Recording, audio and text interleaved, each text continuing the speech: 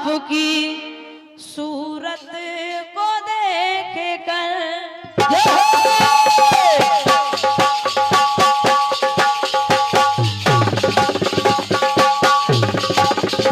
बहुत अच्छा लगे। शाबाश शाबाश शाबाश शाबाश।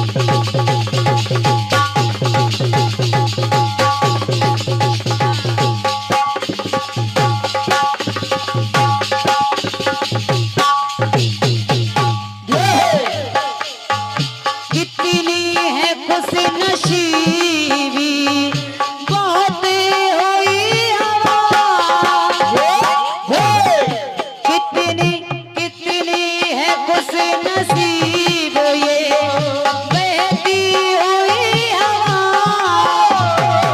इतना भी खुश नसीब भी मैं भी न क्यों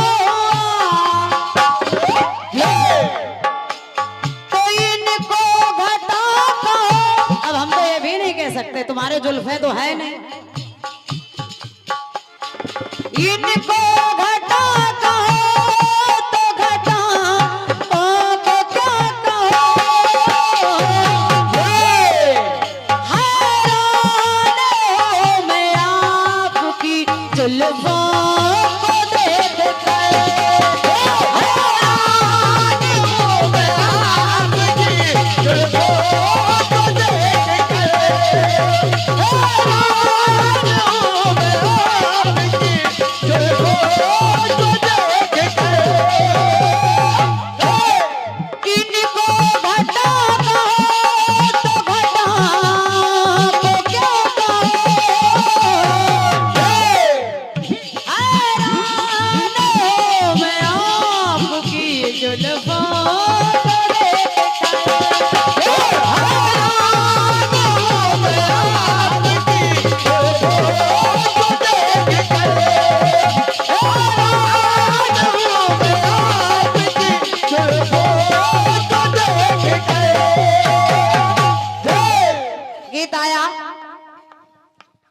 हैरान हूं मैं आज ये सोच सोच कर कि राजन को माँ कहूं तो किसको पिता कहूं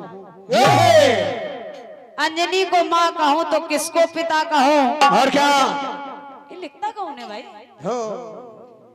शंकर सुमन केसरी नंदन पवन तनय हनुमान अरे वाह।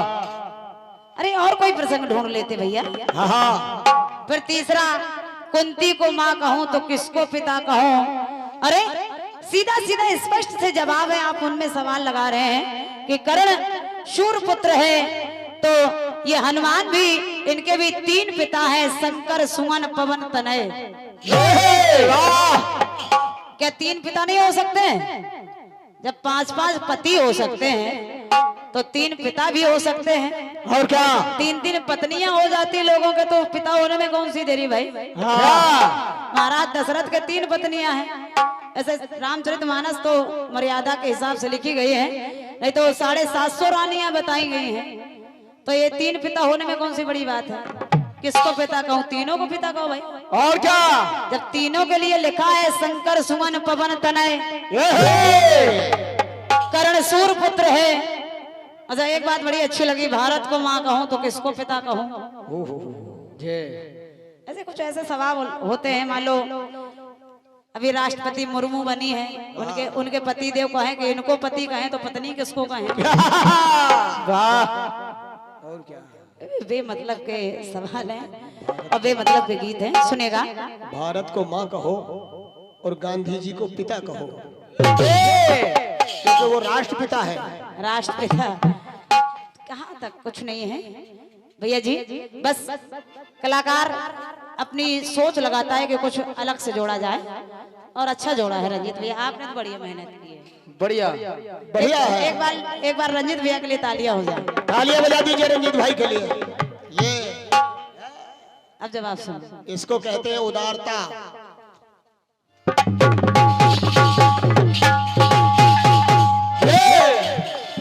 कि हरि के मोह में जब फंसते आके हर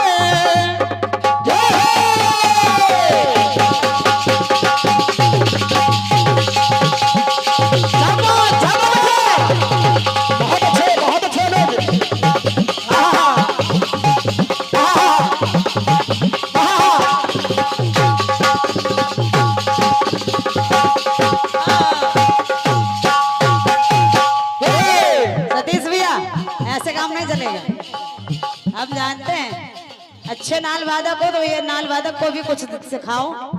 ये भी लड़का है तुम्हारे, सुनिएगा। सुनिए। कि हरि के मोह में जब फंसते आके हर, तो जन्महारी हर से सुंदर सारी हर। एक बार भगवान भोलेनाथ ने कहा विष्णु से कि प्रभु जो समुद्र मंथन हुआ था तब आपने मोहिनी रूप धारण किया था, मेरी इच्छा है कि आप एक बार फिर से वही रूप दिखा दें। और क्या? और भगवान जब मोहिनी बन गए तो हर भी मोहित हो गए। जो काम को जलाने वाले हैं वही आज भोलेनाथ मोहित हो गए और मोहित हो गए।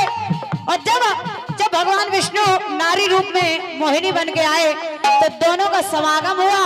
तो बड़े भैया जब दोनों का समागम हुआ तो एक पुत्र का प्रादुर्भाव हुआ, उसका नाम है हरिहर। हरिहर। एक पुत्र का प्रादुर्भाव हुआ जिसका नाम है हरिहर। तो वो सोच कर रहा है क्या बता? हैरान है हरिहर है दोनों माँ को देख कर। एक तरफ विष्णु जी और एक तरफ लक्ष्मी जी, जय हो, दोनों देख रहे हैं तो सोच कर रहे हैं क्या बेटा? हैरान है हरिहर दो माँ को देख कर। तो सोच कर रहे हैं कि इनको मैं माँ कहूँ या फिर उनको मैं माँ कहूँ। हैरान है हरिहर दो माँ को देख कर। हैरान है हरिहर दो माँ को देख कर।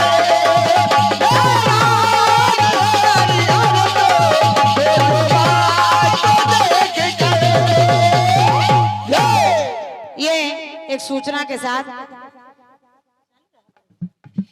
51 शक्तिपीठ नंदना बक्सी तालाब लखनऊ में विशाल जवाबी कीर्तन होने जा रहा है, जिसमें भैया हमारे सचदेवा शरारती जी कानपुर और भैया श्री रंजीत राज जी जो अभी एक यही हैं और एक वही है, दोनों के मध्य विशाल जवाबी कीर्तन होने जा रहा है।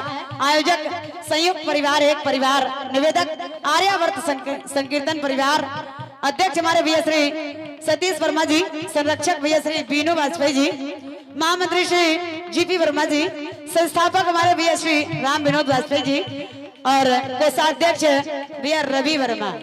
सारा कोष यहीं से निकलना चाहिए, राजकोष से सारा धन आएगा। रवि भैया को बहुत बहुत धन्यवाद है। ये 101 पद मुद्राएं पूरे ग्रुप की तरफ से हैं, तो मैं संयुक्त परिवार को बहुत बहुत धन्यवाद दे रही हूँ। आर्यावर्त परिवार को भी बहुत बहुत धन्यवाद है। सुनिएगा।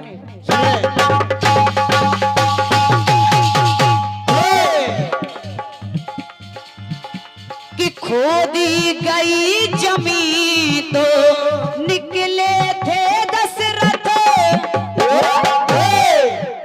जब हालांकि कथानक बहुत बड़ा है, एक ब्राह्मण एक कौड़ी लेकर के आया कि मेरी मेहनत की कमाई है, उसको जब फेंक दिया उसकी पत्नी ने, वो जमीन में चली गई। का राजा ने कहा इसकी खुदाई करो, और जब उसकी खुदाई की तो हुआ क्या कि खोदी गई जमीन तो निकले थे दशरथ।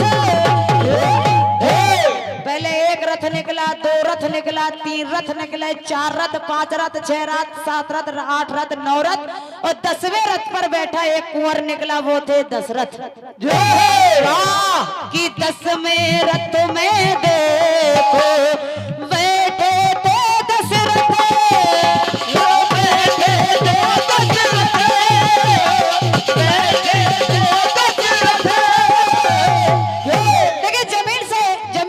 हुए हैं इसलिए हैरान है दशरथ ये दो माँ को देख कर।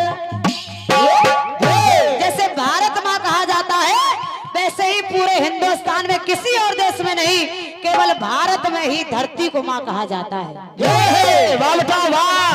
कहीं बांग्ला, अमेरिका, रूस, फ्रांस कहीं धरती को माँ नहीं कहा जाता। ना बेटे ना, केवल हिंदुस्तान है जहाँ धरती को माँ कहा जाता है। अंग्रेज तो कहते लैंड, भूमि, लेकिन यहाँ हिंदुस्तान वाले कहते धरती माँ।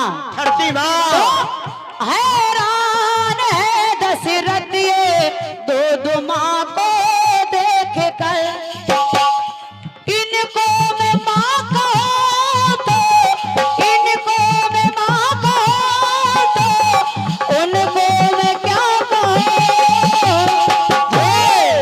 हैरान है हरि हरि ये दो दो माँ को देख कर, हैरान है हरि हरि दो दो माँ को देख कर, हैरान है हरि हरि दो दो माँ को देख कर।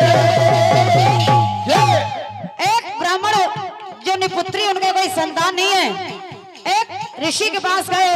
ऋषि ने प्रसन्न होकर के फल दे दिया, राजा बृहद्रथ फल दे दिया कि जाओ ये अपनी पत्नियों को खिला देना, उससे संतान होगी। राजा के दो पत्नियां थी, राजा ने एक फल के दो टुकड़े कर दिए और दोनों रानियों को दे दिया। दोनों रानियों ने आधा आधा फल खा लिया, और जब आधा आधा फल खाया तो कि दोनों ही रानियों ने फल ये खाया था। और जब आधा आधा फल खा लिया तो फल पा गया था असफल, फल ना गया था असफल, जन्मा था आधा आधा। आधा आधा फल खाया तो आधा आधा पुत्र पैदा हुआ, आधा इसकी कोख में आधा उसकी कोख में। और जब आधे आधे सुत को देखा तो कहा ये आधे आधे का क्या करेंगे। हम तो सोच रहे थे कि ऋषि का फल है, हमें फल मिलेगा, लेकिन एक ऐसा फल मिला, ये बाहर फेंकवा दो इनको। और जब उनको दोनों को बाहर फेंक दिया गया, उन्हीं दोनों टुकड़ों को उधर से आ रही थी एक जरा नाम की राक्षसी, उसने देखा दो टुकड़े पड़े हैं, उसने लिया और दोनों टुकड़ों को ऐसे जोड़ दिया और वो सुत एक सुत हो गया, उसका नाम पड़ गया जरासंध। समझो तो सुनेगा, हैरान जरासंध दो दो माँ को देख कर, तो इनको मैं माँ कहूँ या फिर उनको मैं माँ कहूँ। हैरान जरासंध दो दो माँ को देख कर, हैरान जरासंध दो दो माँ को देख कर, हैरान जरासंध दो दो माँ को देख कर। गौ माता धरती माता है वो गंगा माता, तो जग माता वेद माता और ये भारत माता। और इसी भारत में दो नारियां पहुंच जाती हैं। बड़े भैया ये कहानी ना समझना, इसको यथार्थ सुनिएगा। और क्या, दो नारियां एक पुत्र पे अपना अधिकार जमा रही हैं। एक कह रही कि ये मेरा पुत्र है, दूसरी कह रही नहीं मेरा पुत्र है। जब मामला फैसले की ओर जाता है तो कहा जाता है कि ये पुत्र किसका है, तो एक माँ कहती कि मेरा पुत्र है, तो दूसरी कहती नहीं मेरा पुत्र है।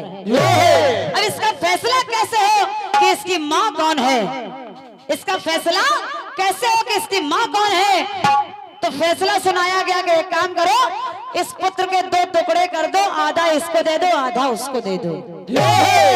और जैसे ही तलवार उठाकर उस पुत्र को काटने की ओर चल दिए तो असली माँ ने कहा नहीं नहीं नहीं नहीं, ये मेरा पुत्र नहीं है, इसी का पुत्र है, इसी को दे दो। क्योंकि मेरा पुत्र कटे मैं ये नहीं देख सकती, मेरा पुत्र जीवित रहे भले इसके पास रहे। तो वो भी सोच रहा है क्या, हैरान है कल्पना है